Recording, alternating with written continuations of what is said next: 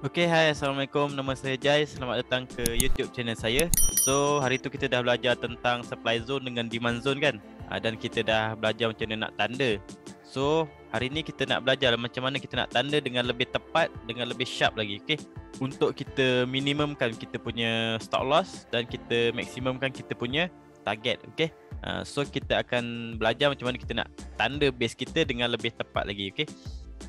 Okay, so sebelum tu saya nak perkenalkan dulu candlestick pattern yang kita kena perhatikan, yang kita kena monitor lah dalam chart nanti, okay? So dekat sini saya ada lukisan dia. Yang ni bearish engulfing, bullish engulfing, which is yang ni yang kita kena fokuskan, okay? Dua ni. Yang ni adalah basic candlestick pattern dalam supply and demand lah, okay? So korang boleh hafal jugalah, boleh ingat. Yang ni senang je nak tengok dia. Kalau kita selalu tengok chart nanti, kita akan selalu nampak lah, okay? Tapi kita bukannya nak tengok dekat setiap semua candlestick tu. Kita nak kena tengok dekat tempat-tempat yang penting je, okay? Untuk sebagai contoh, dekat hujung-hujung trend, untuk permulaan trend, kita nak tandakan base tu untuk kita gunakan sebagai kawasan untuk kita entry. Okay, so macam mana kita nak tanda base menggunakan candlestick yang ni, okay? So kalau contoh saya ambil bearish engulfing ni, okay, kita lukis yang baru. Alright, so untuk kita menanda base, kita mestilah ambil body candlestick yang color hijau ni. Okay, so kita tandakan dia punya body ni. Kemudian kita tandakan juga bahagian atas shadow yang paling tinggi, okay? Kalau contoh shadow ni yang paling tinggi, kita ambil shadow ni, okay? So kita tandakan macam ni supaya nanti bila price datang masuk ke kawasan zone ni, kita akan sell, okay? Ini untuk supply zone lah. Kebiasaannya dia berada di atas dan di hujung-hujung uptrend lah, okay? So kita akan tengok dalam chart nanti macam mana kita nak tengok dia punya position. So saya tulis dekat sini supply zone atau sell zone lah, okay? Okay, so untuk bullish engulfing pula sama juga, kita just terbalikkan je. Sebagai contoh, sama juga, so kita ambil body yang paling atas ni, yang merah ni, kita ambil body dia, okay? So kemudian kita ambil shadow yang paling bawah sekali, macam ni. Katakanlah shadow yang ni lebih panjang, so kita ambil shadow yang ni untuk kita tandakan dia punya zone, okay? So ini adalah demand zone. Demand zone kita akan entry buy apabila dia memasuki zone ni semula, okay? So apabila price turun semula ke bawah, kita akan masuk buy. So dekat sini kita tulis demand zone ataupun buy zone lah, okay? Nampak? So simple je nak tanda ni. Okay, so ini adalah contoh untuk kita tanda supply zone dengan demand zone menggunakan candlestick, okay? Contoh dekat sini dia kalau price daripada atas kan, maknanya drop, base drop lah, okay? So kalau daripada bawah, dia akan jadi rally, base drop, okay? Sama juga dekat sini, kalau price daripada atas, kita drop, base rally, okay? Kalau daripada bawah, kita rally, base rally, okay? So sama juga. So kita kena fahamkan just bearish dengan bullish engulfing ni je. Okay, so jom kita tengok contoh dekat dalam chart. Kita cari bearish dengan bullish engulfing untuk kita tandakan supply dengan demand zone kita, okay? So kita tengok demand zone dulu dekat area sini kan. So kita nak tanda dulu demand zone kita supaya nanti bila price datang kita akan entry buy, okay?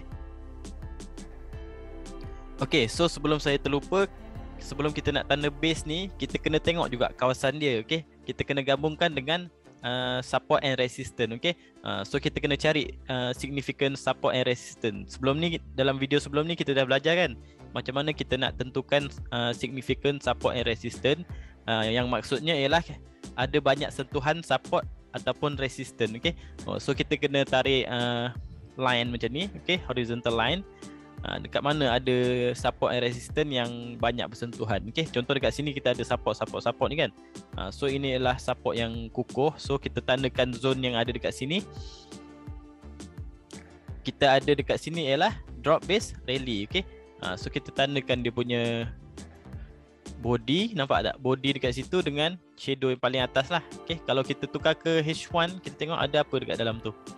Okey, nampak tak dekat sini kita ada bullish engulfing. Okey, which is dia dah breakout ke atas. So kita ada confirmation yang dekat sini lah. Okey. Okey, so nampak tak bullish engulfing ni kan. So kalau saya zoom, kita akan ambil dia punya body candle merah ni dengan shadow candle yang sebelah dia. Okey, kita ambil shadow yang paling panjang ni lah. Okey, so apabila price dah breakout, kita dah ada confirmation. Kemudian bila price retest masuk ke dalam zone, masa ni kita akan buy. Okey, so kalau macam ni H1 kan, so kita ukur kita punya stop loss dalam 20 pip je. Okey, tak besar. Tapi kalau macam ni, kalau siapa yang guna stop loss, dia akan kena stop loss lah. Okey, kalau yang guna cut loss manual, dia tak akan kena stop loss lah dekat sini. Okey, so kalau kita zoom out balik ke H4, kita tengok dekat sini price akan masuk balik ke kawasan yang kita dah tanda tu, ke zone yang kita dah tanda, iaitu demand zone. Kemudian dia membuat kenaikan. Okey, so dia berinteraksi dengan kawasan yang kita dah tanda tu. Okey, so itu adalah contoh untuk demand zone. Okey, so dekat sini kita tandakan, kita tulis demand zone ataupun buy zone. Okey, so kita tarik, kita letakkan satu kotak macam ni lah untuk lebih jelas, lebih nampak. Okey.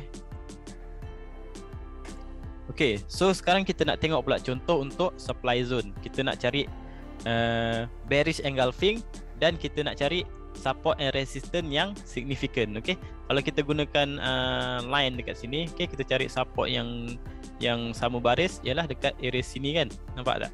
Dekat area sini kita ada support, kita ada support. Kemudian dia break support tu. Okey. So kita cari pula bearish engulfing. So kita nak ambil body. Okey, body dia dekat sini, body dia. Zoom sikit. Okey. Nampak tak body dia yang ni? Kita ambil body dia. Candle hijau ni kita ambil body dia. Kemudian kita tandakan shadow yang paling tinggi. Okey, shadow sebelah dia yang paling tinggi lah. Okey. So kita tandakan dengan kotak juga kat kawasan zone kita ni.